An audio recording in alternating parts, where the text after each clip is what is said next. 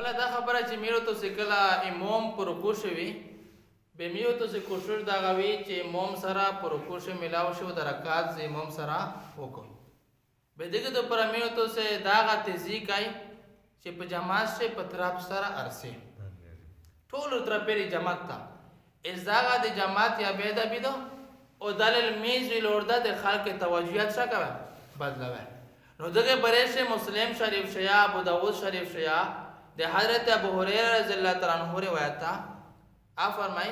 چې اذا اتیتم الصلاه چې کله تاسو المنځ تر تک کایې بل منځ ته فرمای چې نبی رسول الله سلام فرمای چې په طرف سره مارسي بلکې المنځ ته په داسې حالات شي روشي چې تاسو سکون او آرام سره وستا به فرمای چې نبی رسول الله سلام فرمای چې بکیم میز تاسو امام سره مند کې فاطم مغفرہ کې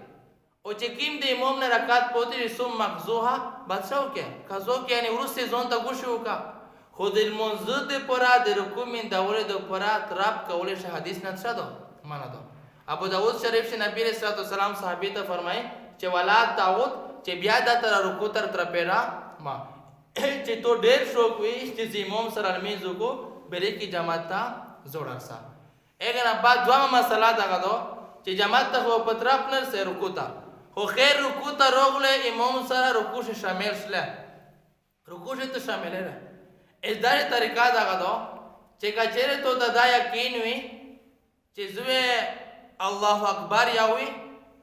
به ولوس یا وتاړو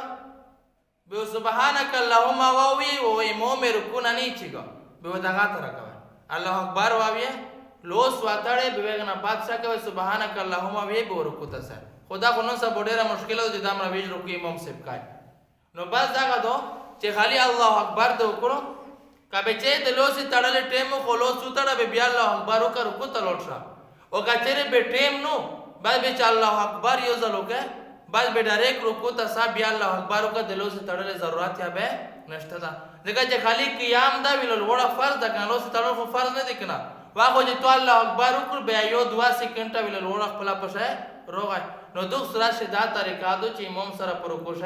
شامل ہے مې ته کلا سرانګي کوي کلا سرانګي کوي نو الله رب عزت په دا باندې عمل کولو توفیق